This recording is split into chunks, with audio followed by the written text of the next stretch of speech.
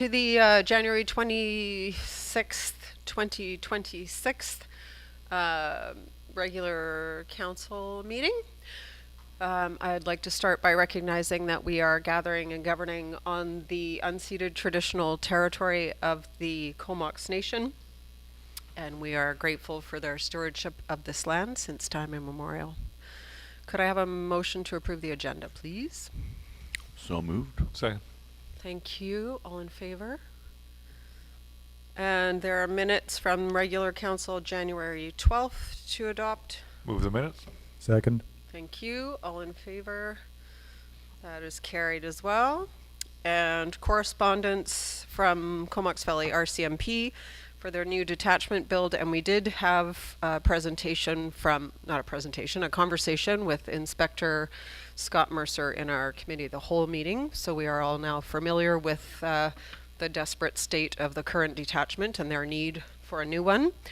And I think staff are looking for direction on whether or not we'd like to support this request. I move the council receive the correspondence from Inspector Scott Mercer regarding letter support request for the new detachment. And do we want to write a letter as well? And I would recommend that council direct staff to write a letter of support. Do we have a seconder for that? Second. But But just I'd before we like to vote, discuss. maybe you should reiterate your comment. Thank you. That Yes, yeah. I will.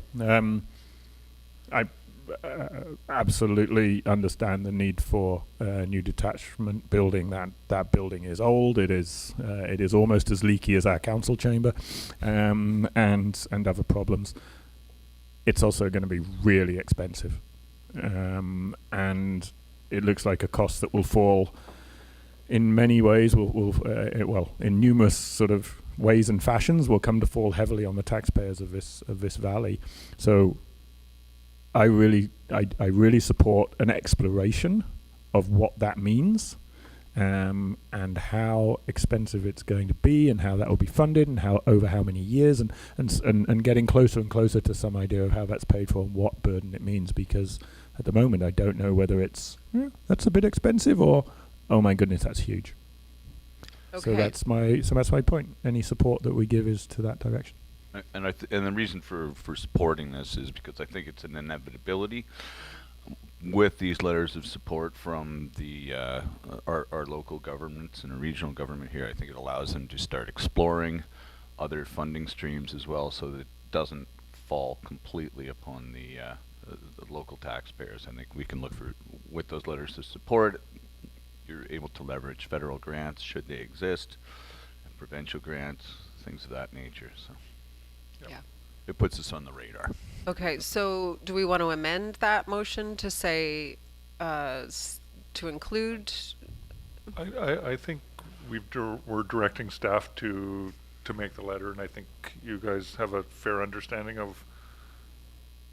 Do you want more on that, Rachel? We're not giving blanket support. Yeah. We're in favor of exploring all of the options that are available to us. Yeah. Yeah. And that can be expressed in the letter. Okay, great.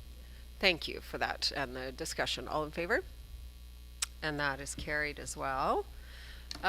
First report up is 2025 Roads and Utilities Capital Works tender results. Come on up, Joel. And thank you. I just want to preempt your report with gratitude for you being here to present this in lieu of what will soon be your new director's role. I know that this is not your. Yeah. If only Yeah. we could have delayed it a couple more weeks. So thank you. It's it's a great report. We appreciate seeing you too. Yeah. Oh, please. Well, thank you for that. With that in mind, so the point of this report is to present to you guys the findings of the 2025 Roads and Utilities Capital Works tender. And also, and like the big also, is to seek approval for additional scope and additional expenditures to over and above the current approved budget. So a bit of background information regarding the tender. The scope of the project list for this, so it includes 3 sections. First Street between Windermere and Penrith Avenue, which is a roads and utilities project the lane south of Ulverston Avenue between 3rd and 4th, which is a storm and sewer separation project, and then Ulverston Avenue between 5th and 10th Street, which is a massive sidewalk infill project, as well as a DCC water main replacement project. Excuse me. So overall, these projects, they all vary in scope, but the overarching theme is that they are replacing failing underground infrastructure. It's either storm sewer separation work, or it is constructing new active transportation infrastructure to include things that we heard through the transportation master planning process. But overall, it includes stuff that originally wasn't considered in the overall project scope. Another big overarching theme is we took a really hard look at the locations of these projects and tried to work efficiently to avoid disturbing residents in this area multiple times. So just for your information, so this block of First Street, this would be the third major impact in about 6 years in and around that area. So that's not a great use of, well, construction crews. It's incredibly disturbing to residents. It's just not a good way of constructing. So we were hoping to avoid that by taking a good analysis and then trying to incorporate any kind of work that was in and around the areas that would benefit and was also included in the 5-year plan. So really just rolling things into a more efficient way. So that unfortunately included, additional scope, but it overall it benefits residents and the village by paying for things once, because we all know that inflation is trending upwards. I mean, it's slowed down considerably, but if we're able to do as much as we can now, then we're not paying for increases in the future. So about those scope increases, so for example, First Street between Windermere Avenue and Penrith, it is a mix of roads and utilities program. One of the things that we looked at and discovered when we were going through it was the utilities, they don't actually end block by block, as you can imagine. They tend to continue on. So if we were to terminate, say at Windermere, it doesn't make a lot of sense because there are sections of the main that proceed further up or further north on First, and those are in just as terrible condition as the stuff downstream of it. And if we were to replace or leave that stuff north of Windermere and then continue on with a roads project, we would have to disturb a roads project in the future to accommodate the upgrades upstream. So that's another efficiency that we're looking at, is really taking a good look at the order of efficiency, or pardon me, the order of operations for things, so that we don't have to come back later and disturb work that we've already done. So not only would we pay higher prices in the future, we would be undoing work that we did in the past. What else? So for the Ulverston Avenue sidewalk, when we were looking at this, it was clear that, so the sidewalk alignment had to go in certain spots. And unfortunately, those certain spots were earmarked for a water main upgrade sometime in the future through the DCC projects plan that was done in 2022. So rather than us install a sidewalk and then in a few years maybe have to come back, replace the water main, tear that new sidewalk out, we just incorporated it in, so we're not tripping over ourselves. Another thing we did was things like the Ulverston Mill intersection. We looked at that and saw that in order to improve, the crossing distance for the sidewalk, we could rearrange that intersection. So narrow it up, because right now it is quite wide. It flares out. It doesn't need to be. So we're taking road space, giving it back to pedestrians, and that has a cost, but really it benefits the sidewalk project. So that was an increase in scope. Another thing that we did, there's also a benefit for drivers. It's not just pedestrians that benefit from this. It increases sight lines. It puts drivers in a better location to see oncoming traffic and road hazards and that kind of thing. So when we looked at that project, it was not just efficiencies, but also benefiting everybody, all road user types. There's also quite a bit of pedestrian safety improvements that we're putting in. It's not just a sidewalk, so we're putting in a lot of raised crossings at all the intersections, or most of the intersections, pardon me. So that was one of the things that came out through the Transportation Master Plan as something that we should be doing or trying to incorporate more of, so that we use this opportunity to get that into this project. The lane south of Ulverston between 3rd and 4th, the scope of this didn't necessarily change, but what ended up happening was in order to, so we used the methodology or the mantra we're trying to catch up and get ahead. So like we know that we're behind, but we also need to plan for the future. So that means that when we install things, it's not just meeting current demand, it has to meet future demand, which we now know in a better way because of things like the OCP update. So we know exactly, or like a better idea of what we're in for. So that instead of just a simple storm sewer separation project with minimal pipe sizes, we're now upsizing things to more appropriate levels and incorporating like better storm systems in there to account for things like climate change and increased development if it were to happen through like an infill type development way. What else? So it was a competitive procurement process. Social procurement played a very large role in all the bids. We received 9 bids ranging from 1.8 million to 3.4. Of the 9 bids, only eight satisfied the procurement clause. Of those 8 bids, they were all quite good. NAPIT's was, in my opinion, quite like fantastic. They were required to only satisfy 2 goals or initiatives in our social procurement framework. They came back with 6.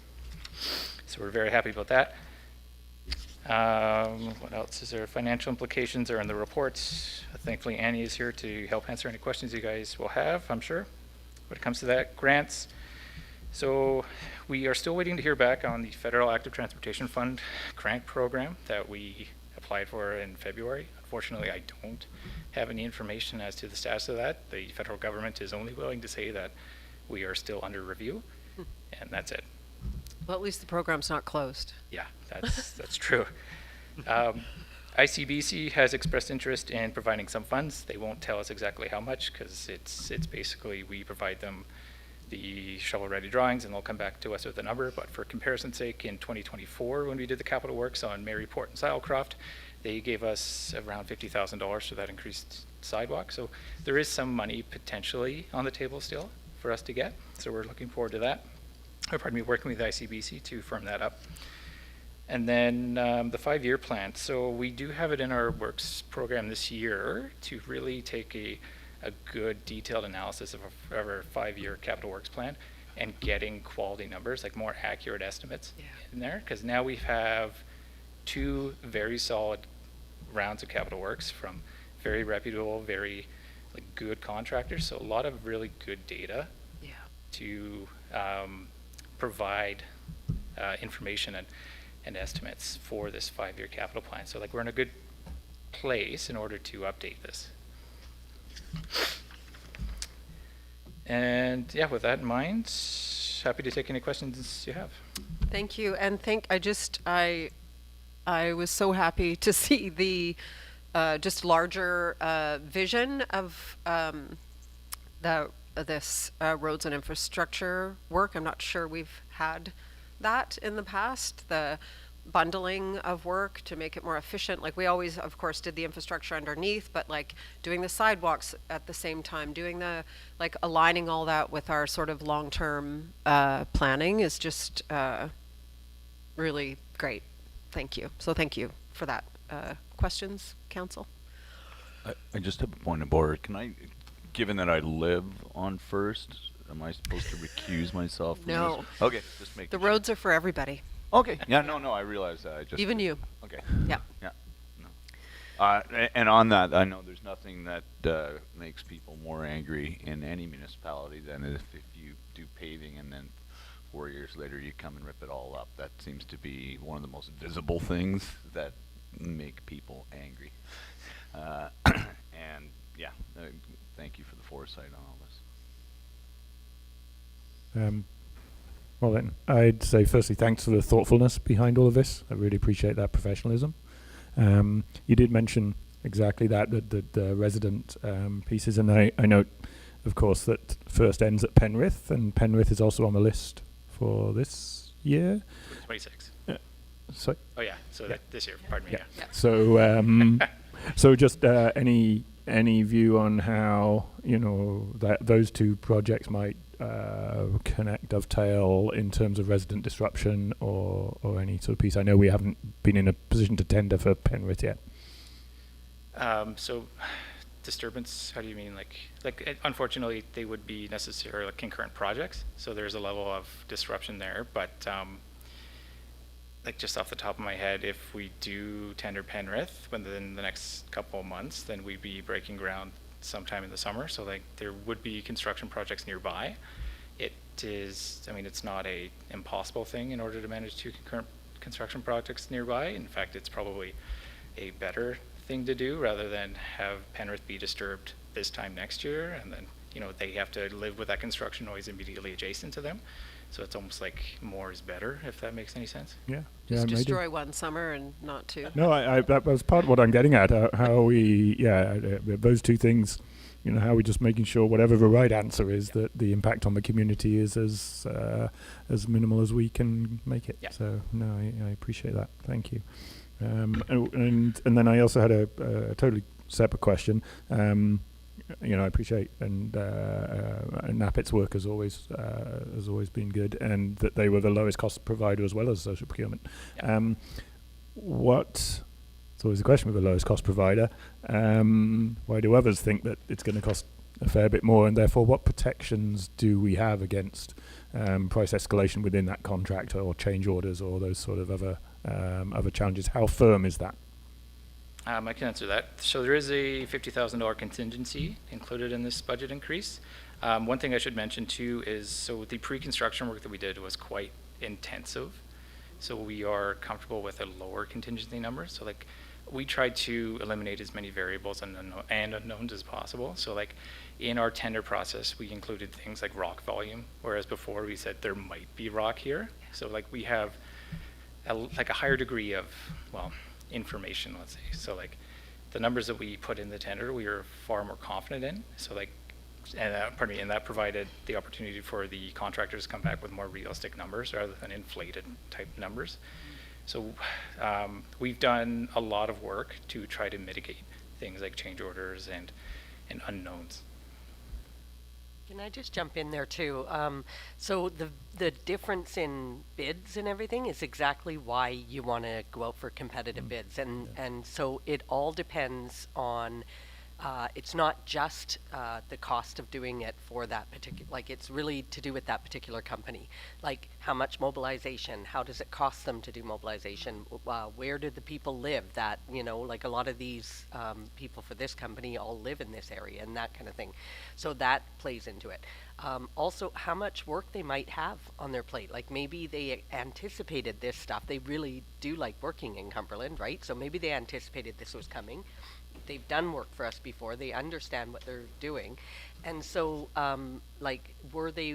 is this the work they chose to do? So then that's where they have their people working, right? Whereas other companies, they might have a lot of work on their plate and then they're going to have bigger costs, like for this particular job. But they're still going to bid, because if we need them, then they, you know, they can still do the work and pay whatever they have to pay to, Yeah. if that makes sense? Yeah. Yeah, that's a great point. So like what Michelle was mentioning, so like there's a level of understanding that NAPIT has. They've worked in the village before. They know what they're signing up for. Like it's, I won't say Cumberland's unique in the sense that we have a lot of, you know, mysteries underground, but just because NAPIT is comprised of a lot of people with local knowledge, they tend to be more competitive in that sense, and it came through in their bid.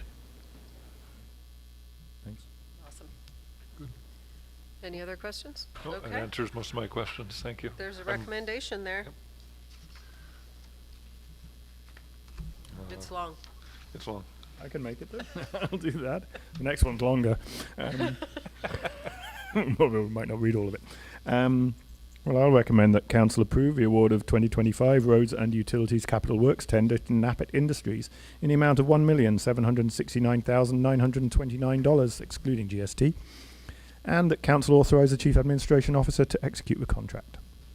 Also, that Council approve an additional funding of $701,600 for a total expenditure of $2,088,700 for the 2025 Roads and Utilities Capital Works, to be funded through $1,085,500 from Linear Asset Renewal Reserve, $705,000 from Community Works Funds, $200,000 from Growing Communities Fund, $87,400 from DCC Water, $10,800 from other revenue, and that council approve changing the funding of the CRI roof repairs and or replacement project included in the 2026 budget to have $200,000 funded from the Facility Asset Renewal Reserve instead of the Growing Communities Fund, and that council direct staff to bring forward an amendment to the adopted 2026 to 2030 financial plan bylaw to reflect these expenditures and funding reallocations. Do we have a second? Second. Thank you. All in favor? There you go. Thank you very much. Thanks, Joel. Okay, next up is the zoning bylaw for, what are we doing? Third reading. Good evening, Mayor and Council. So this report presents recommended amendments to the zoning bylaw, and prior to then recommending that Council give third reading as amended, and that Council submit the zoning bylaw to the Minister of Transportation and Transit for approval. And that approval would be the last step needed before the bylaw can be adopted.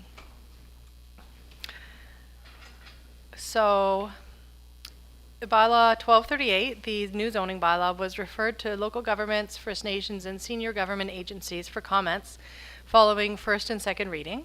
First and second reading was given on November 10th, but then second reading was, then the bylaw was further amended and second reading given again on November 25th. Comments received in response to the referral are included in an attachment to this staff report. A public hearing was held on December 15th, and a report of the public hearing is included as an attachment to this staff report also. And the submissions received after second reading and up to the close of the public hearing are posted on the public hearing page online on our website.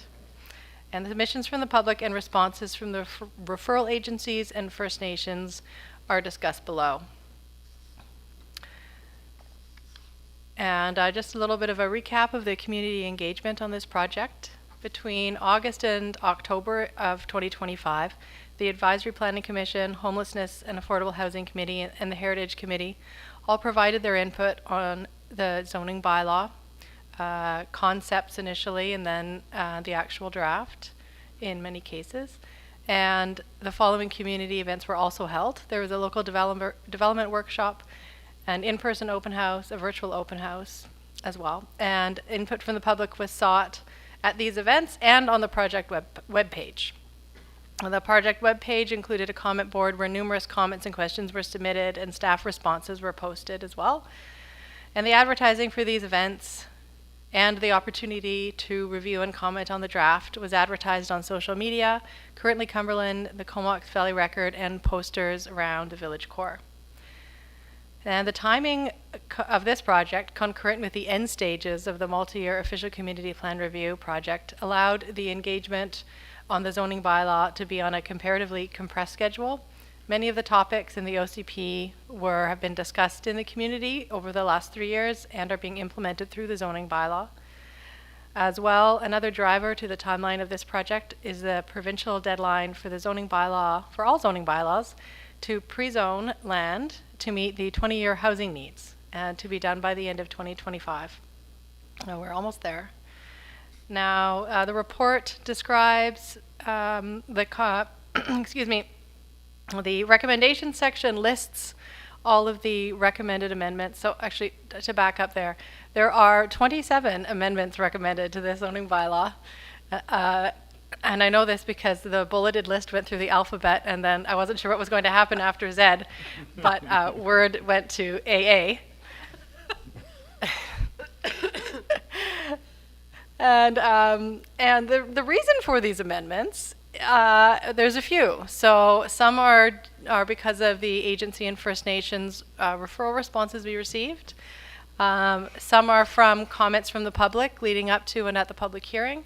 And some are from other things that staff noticed as we start to just look more and more and more at this bylaw. And I will not go through each of these 27 amendments, and I hope that the report did a good job of describing the highlights, and I'm happy to answer any questions you have. Thank you. Thanks so much, Courtney. There are a lot of There's a lot of information here, so thank you for providing all that and responding specifically to the questions and input that we got from community members who provided that input, which was also appreciated. Council, questions? Yeah, I've got like 4-ish. So I'll, part 6 for the home occupations. I'm just wondering what the reasoning for the maximum number of employees you can have in your, is this to do with impacts on neighbors, parking? Is that the general reasoning behind the 2 employee? That's correct, yes. And so this didn't change from the old zoning bylaw to the new zoning bylaw for standard home occupations. And you're right, the reason is generally about the neighborhood impacts, particularly parking, but also it could be noise and sort of general commercial activity, like people coming and going throughout the day, deliveries coming and going in a way that's more commercial than residential. So it's quite typical for local government zoning bylaws to have this sort of restriction. You may have noticed, but I'll point it out anyway, that condition 5 on home occupations, though, says there's no limit to the number of employees associated with a home occupation if they're working off-site. So that could be they're working in the field, or it could be they're working from home in their home and maybe coming there for meetings once in a while. So you can have as many tree planters as you want in your business, as long as they're out planting trees. That's right. Yeah, you can have as many carpenters in your business, et cetera. Point of clarification on that. Does that include mustering in the morning, for example? Like in the case of tree planters or parking, or for carpenters and that, if everyone meets at your home occupation and then disperses to the jobs, maybe they're only there for 10 minutes or so, is that excluded or included? No, I haven't really encountered that question or that scenario before, but I think that if it was something that was happening in a way that was really disturbing the neighborhood and there was a bylaw complaint, we'd have a close look. And I think the rules are probably meant to not have that kind of mustering every morning and all the traffic that It's happened in other municipalities. That's why I asked. It was like a water delivery thing, and everyone would show up, and the garage was used as a distribution as center. a distribution center. So not in our municipality, but in others, and so that's generated some. It's generated some controversy. We do have another condition in the section. I don't have it right in front of me, but it's to avoid maybe a similar situation, to say that if you have the type of business that has like constant deliveries with large trucks, then that's not suitable as a home occupation. Not exactly what you're asking, but there's some check and balance in there. I guess it would be a case-by-case basis. Okay. Yeah, I mean, I was thinking about this one too. I think I communicated that. I can understand a limit on non-resident employees for a minor business where you're operating in an apartment building and you don't want the hallways with employees coming and going. But in a single-family dwelling, I'm struggling to see why you can't employ 4 people quietly in the office if they don't have other impacts. And if the only other impact I could really think of was parking and using up street parking, but I want to encourage there's not enough office space in Cumberland. Commercial businesses are continually saying they don't have enough space. So I'd really want to encourage the provision, especially when people walk or cycle and they don't have that parking impact. I'd be in favour of us not having not necessarily having a limit to a number of non-resident employees, but managing the impacts in other ways if that was possible. I don't know if it's possible. Well, balancing options for small businesses in a small town with the residential nature of the neighborhood being, and the general expectation in the neighborhood is that its residential activities will be happening for the most part. It's tricky. I think there's risks in expanding from the current regulation. I'd caution against that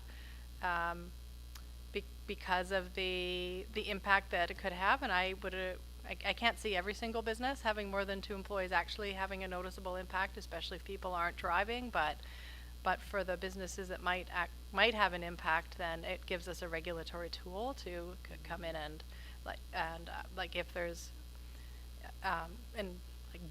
if the business has expanded further than the bylaw allows it, then it just gives us that tool to kind of bring it back to that small scale.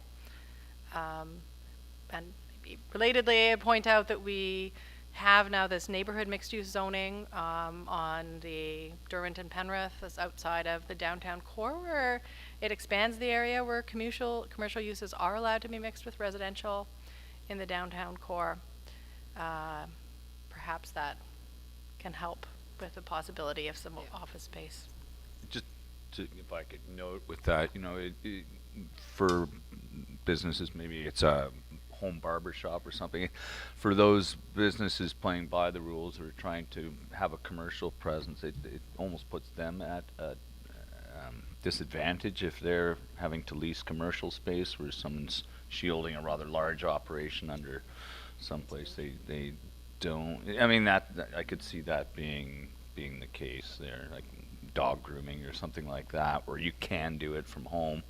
You could see how it would impact a commercial neighborhood. Maybe not web developing or programming or coding or things like that, but I think you'd have to be fairly specific to write into a bylaw what would be acceptable as a home business and not acceptable, rather than just open it up to a blanket. Well, we can have a lot of people. Okay. I take to your Yeah, point, but yeah, I'm looking at it how really to- does depend on the business.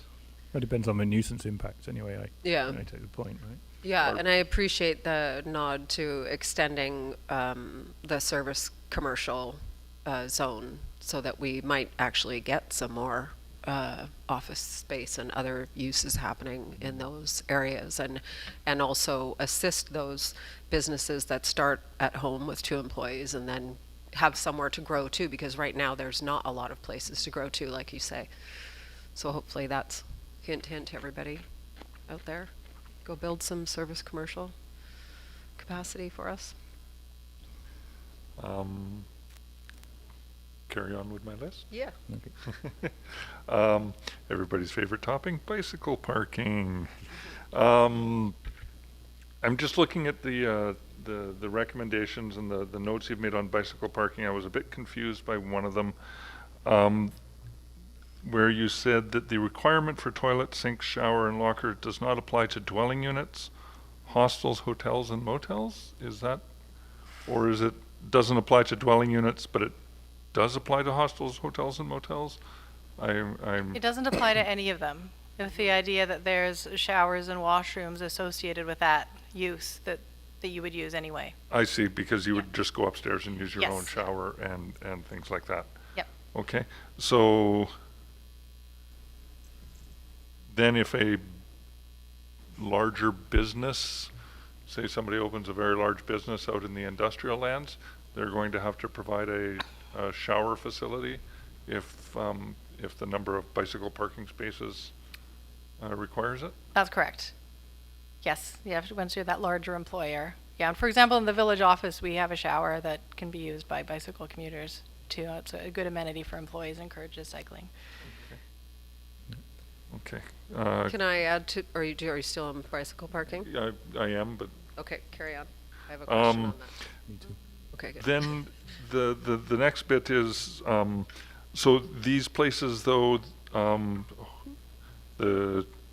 a fourplex, a hostel, a hotel, a motel, they will have to provide a repair station and a workbench for their parking spaces. And so where does a triplex have to do that, or a duplex? Where's the cutoff on that one Okay, that's a of needing that workbench? good question. That is my question as well. I found that the need for a fourplex to have such a facility seems excessive to me. Yeah, it seems onerous. 150, 200 square feet Yeah. of bike parking and workbenches and things when you're trying to design a fourplex is going to be a tough. And my question around that was, could that be included in the driveway space or part of the yard, or is it a separate calculation? Yeah, the end of trip facilities is pretty minor. And it doesn't say, it has to be like a space that's available to do this work with those minor tools, the tire pump and a space and some tools for simple repairs and maintenance. So I think that could be in in a driveway. Let me just flip to the part of the bylaw here. Is that supposed to be secured? Does it actually say 200 square meters? No, I'm Oh, just, sorry, I think There's 200 yeah. square feet, meters. I'm That just, seems Yeah, it's be pretty modest, and I think the idea is once you start living in smaller spaces and people don't have this yard and garage space that they might take for granted, like you don't probably want to do that in your living room. Can you make sure that there's a space for this work to be done and some of these minor tools? Yeah, I think that certainly at a dwelling unit like the fourplex, yeah, if you've got a bike, you're going to have, some of the tools and the pump pieces. That's, I'd expect the owners to provide the bicycle owners to be providing that facility. Useful to have a bit of space where you can do the work, but again, it's hard to imagine a fourplex that doesn't have paved area big enough to turn a bicycle upside down and work on it. So I find for a dwelling, I find it's just a lot to insist on.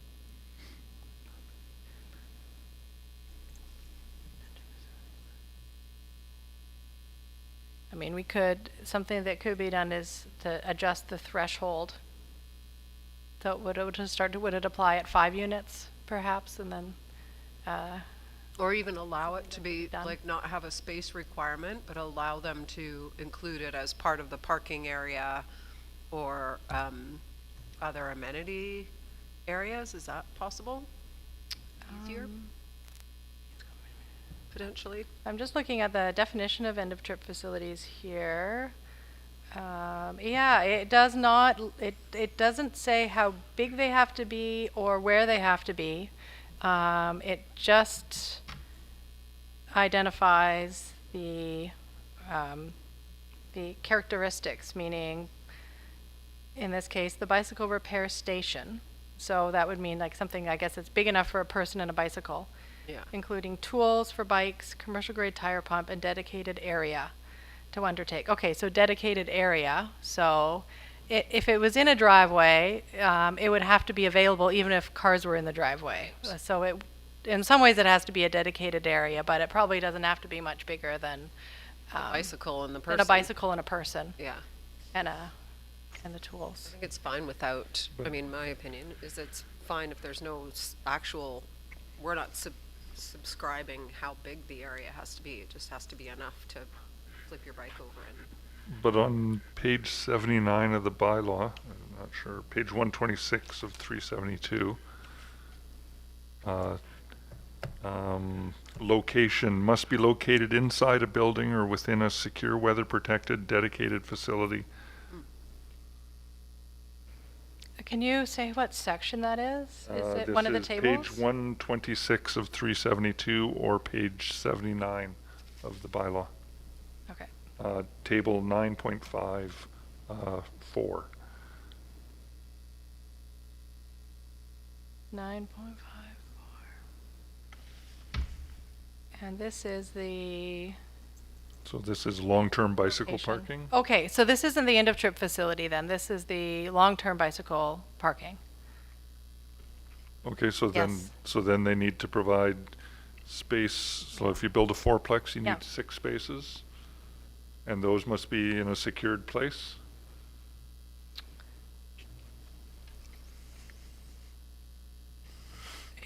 That's right, that has to be in a secured place, inside a building or within a secure, weatherproof, protected, dedicated facility.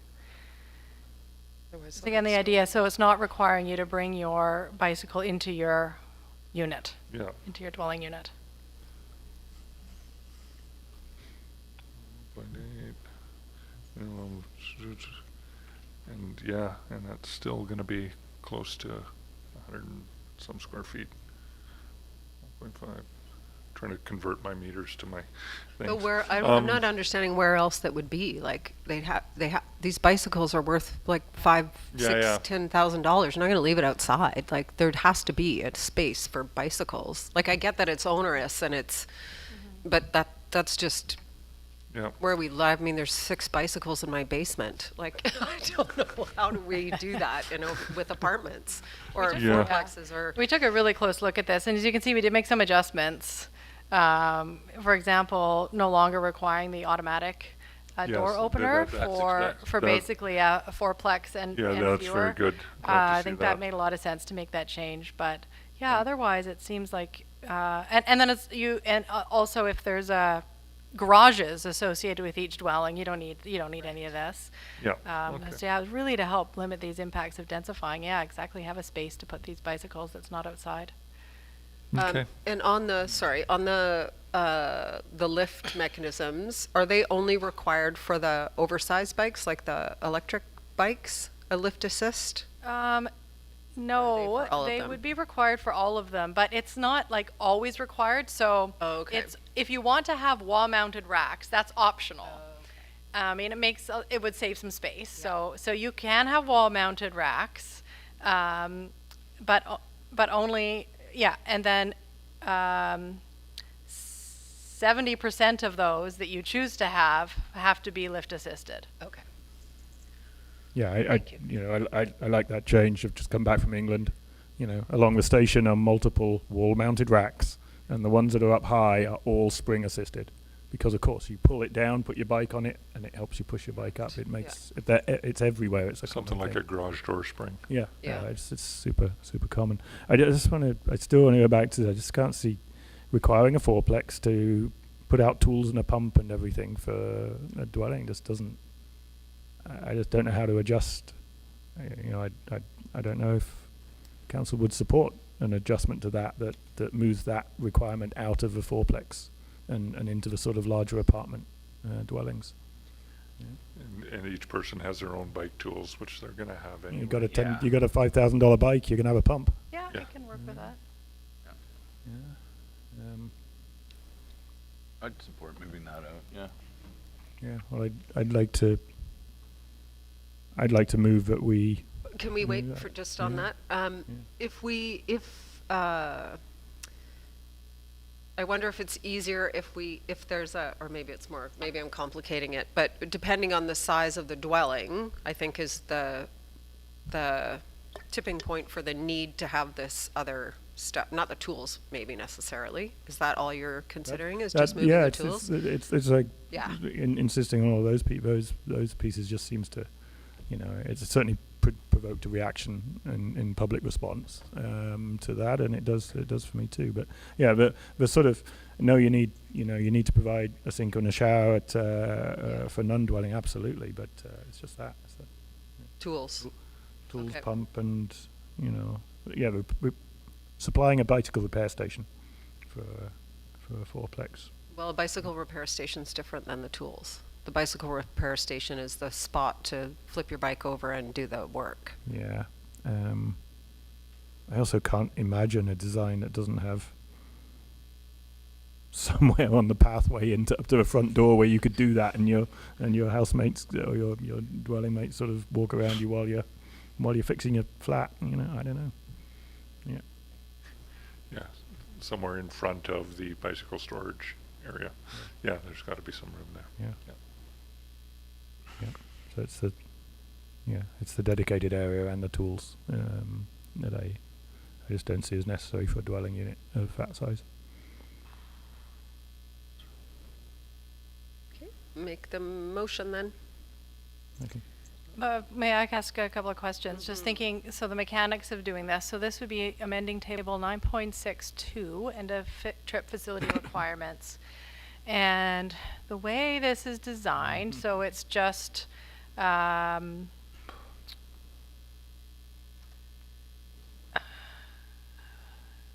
we have a few different thresholds for numbers of long-term bicycle parking spaces required. So the one we'd be talking about is between 4 and 15. Yeah. And so a fourplex requires 6. I know. So one change we could make is we could say that would be between 7 and 15. And now that does also impact for the non-residential uses, the threshold where the toilet, sink, showers are required. So I might, if you want to change that threshold for all those other requirements to 7, that's fairly straightforward. If that's not what you want to do, then I probably need about 10 minutes to wrap my head around exactly how to make this amendment. And then I could, Yeah. Would could come that back to you with amendment, something. does that amendment trigger another public hearing, or is that a minor? It does not. Okay. Council? Yeah, I'm tempted to say that I'm okay with the end of. Yeah, am I okay with the end of trip facilities for requiring 7 parking spaces for those that do require a synchronous shower? So, sorry, Would- 7 units? No, Oh, it's oh, all related anything to that- number of bicycle parking Okay. spaces. So Yeah. I'm trying to. I did foresee that simply splitting up this table may produce just a layout. I think It's there's not other layout, options. but I'll just need a but bit more time to figure them out. Um, We can definitely do this only for, we don't have to impact the toilet, sink, showers, but I need some time to think about that.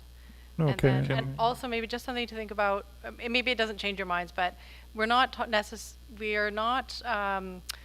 differentiating between forms of housing in this zoning bylaw. So for a 4 units, it could be, what I usually have in mind is like a townhouse kind of thing, 4-plex townhouse. But someone could build 2 down, 2 above. So it's So there's no outdoor there's space. just just so you know, it's possible that you're going upstairs to get to your second. I don't Yeah. know. That probably doesn't impact this end of trip facilities, but I just wanted to mention that. Could it be as simple as just changing it? Well, that's the long-term. Oh, that's the number of bicycle parking spaces. I see. I think it could be managed just and I'd like to suggest by changing the second row of the dwelling unit section only to 7 to 15 spaces, as you said, but leaving the all other uses at 4 to 15. Yep. We could do that. Yeah. So, Okay. then I would that move it in works. table 9 points, if I may. Yes. You ready for me to Yeah. give it a go? Right. That in table 9.62, end of trip facility, the number of parking spaces that triggers no, I'll just do this. Number of parking spaces in the second row of the dwelling units section is amended to read 7 to 15, to which footnote 1 applies.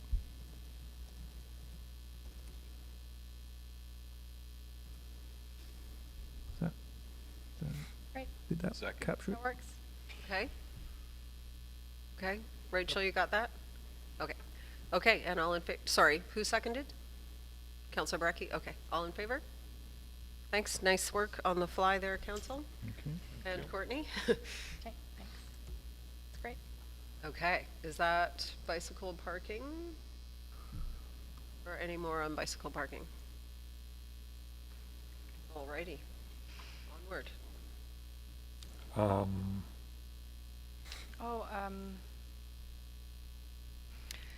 One additional change then, also, Okay, to that first row where it says 0 to 3, we have to change that to read 0 to 6. Correct.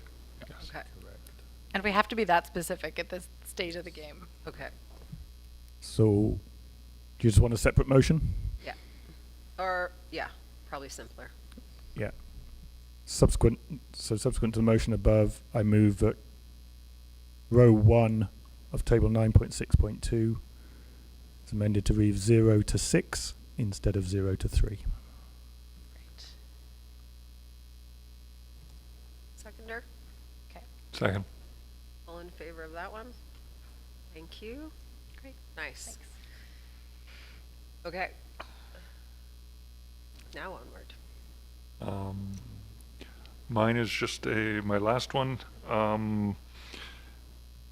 It concerns the Comox Strathcona Waste Management Center out on the thing. Is gas capture and refinement currently an allowed use?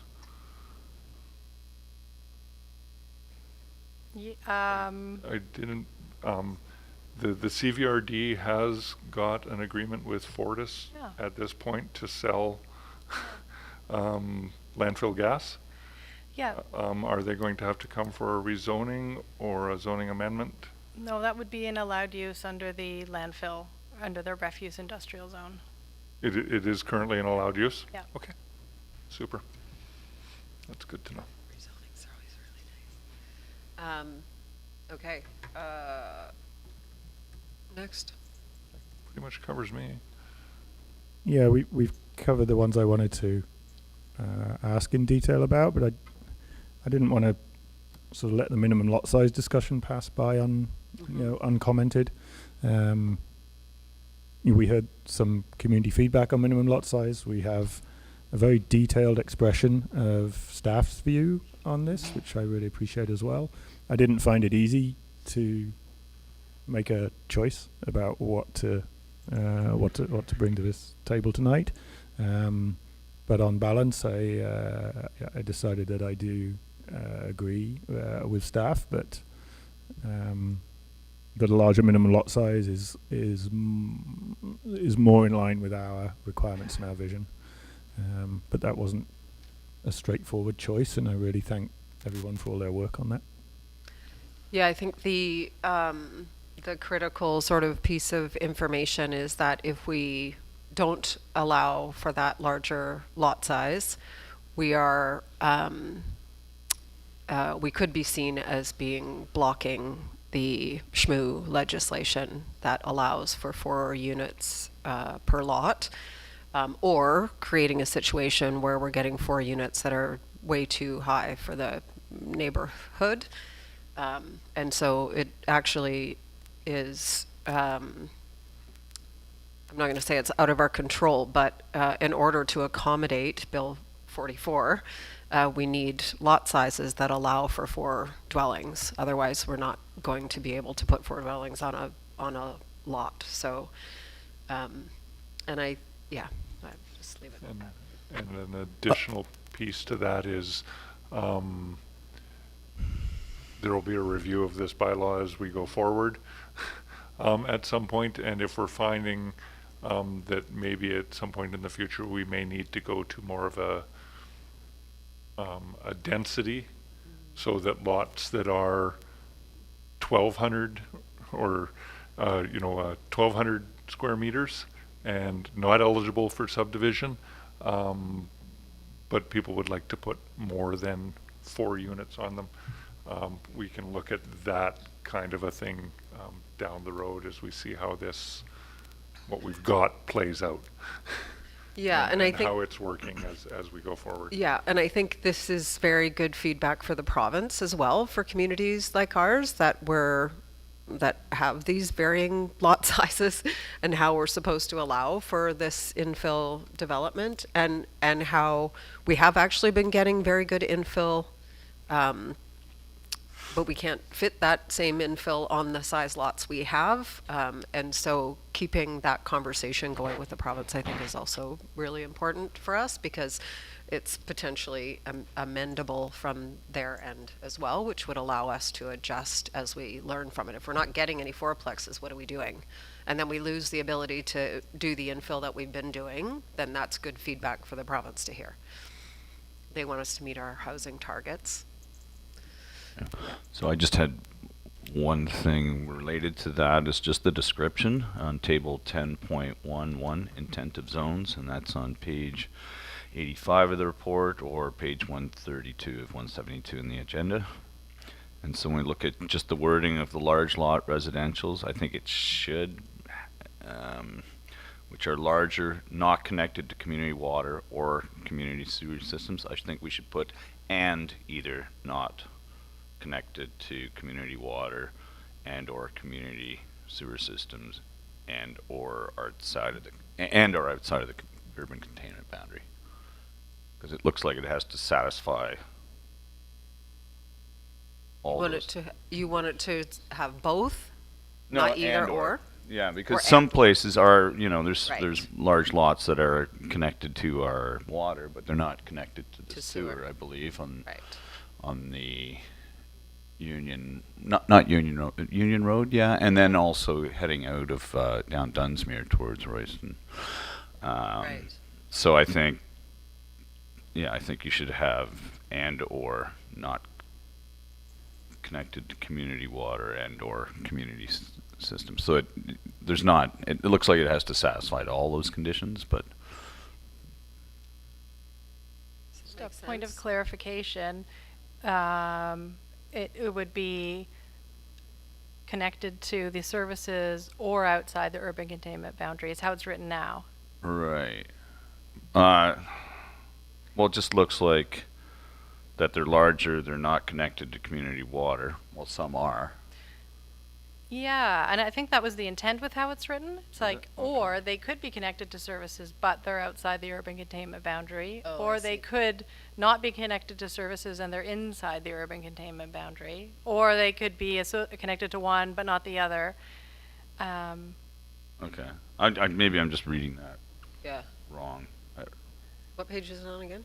It's on page 132 of 372 in our agenda, or page 85. The map will trump this anyway, won't it? That's correct. So If a map has the lot zoned as R3, Yeah. regardless of what it says here or how it's connected, that you could almost drop. is the yeah. end of it, isn't it? That's correct. Yeah. Yeah. So you could drop community water or community sewer systems from that, and then that would be the end of that.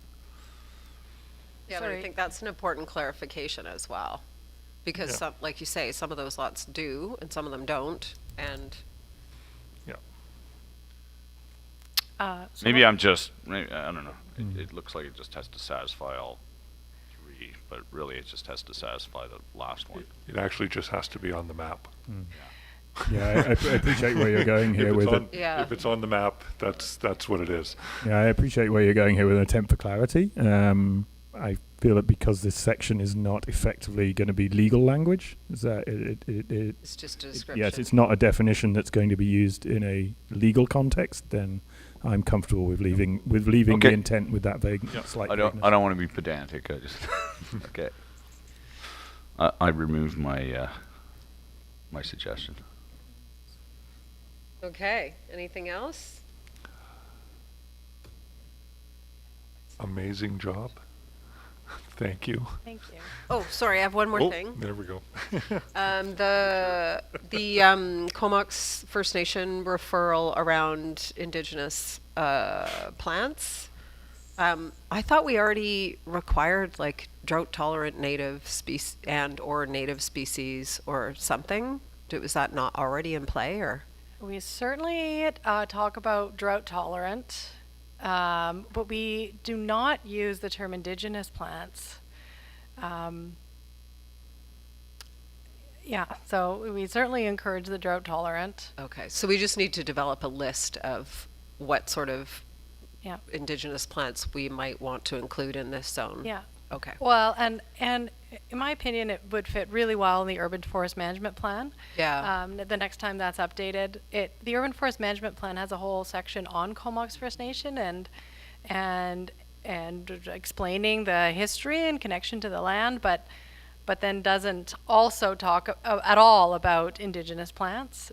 So I think that would be a really good kind of update to that plan when we're doing it next. And I think it really fits better there, not so much in the zoning bylaw. The zoning bylaw references that plan. Right. But the zoning bylaw doesn't get that specific in a regulatory way. And Yeah. I don't think that's what Comox is asking for, and I don't really think that's where we'd want to go, to say, 10% must be indigenous plants or something like that. Yeah, who's going to manage that? Yeah. Okay. Thank you for the clarification. Okay. We don't need to read this entire two-page bylaw, do we? We can just pass amendments as listed, because we made those two other motions separately. I'll do it if you want. Don't. We'll all be asleep by the time you get to the end of it. So somebody could just move that they're accepted as listed in the agenda, maybe? As in the staff report, sorry. Yeah. Okay, I'll move that council amend proposed zoning bylaw number 1238, 2025, as amended in the agenda package A through AA. And then there's, And then there's one more motion to make here. Yeah. Two more. That council give third reading to zoning bylaw number 1238, 2025 as amended. And that council submit zoning bylaw number 1238, 2025 to the Minister of Transportation and Transit for approval. Second. all in favor? Thank you. Well Good done. work. Thank you very Thank much. you. Very Yeah, we could much. almost clap. Yes. It's not adopted yet, but it's so It's close. not adopted, that's true. Holy moly, what a lot of work. That's Yes. great. Thank you Wow. to everyone who participated in that, especially our staff who had to sort it all out. Next up is notices, motions, and announcements. There's a notice of motion there, which we don't generally have. So this is just a heads up that this motion is coming forward to the next council meeting. And it is that Councillor Tyrion gives a notice that the following motion will be introduced for council debate and consideration at the February 9th, 2026 meeting, that council amend the open meeting video recording policy in section 2 to read open council meetings and open committee of the whole meetings will be recorded and live streamed through a link on cumberland.ca, the Village of Cumberland website, and to delete section 2.1 So thank you, Councillor Tyrion, for bringing that forward. And then there is a village hall coming up on February 2nd, which is the community's opportunity to bring questions, comments, concerns, challenges to council for a conversation. And that will be held at 7 p.m. in the Cultural Center right here. Questions? Any questions online? Any questions in the audience? Thanks for being here. Right? Oh, we At least a pillow or something, you know?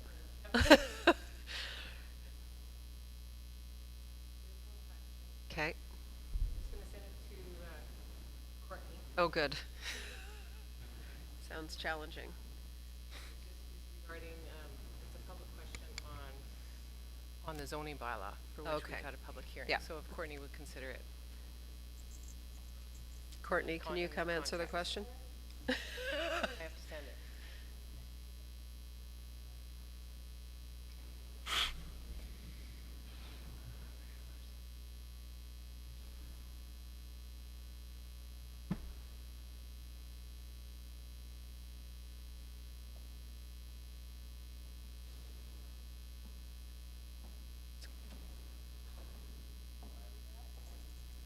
Sure. You want me to read it out? If you're comfortable reading it out. The question is, regarding large lots, I thought that the provincial act said can't build more than a certain number of units if not on sewer.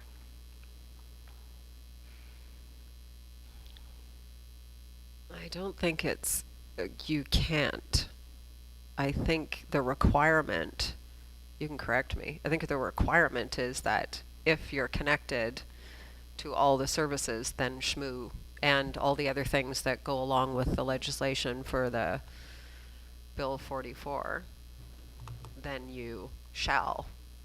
I'm not sure there's legislation that says you can't.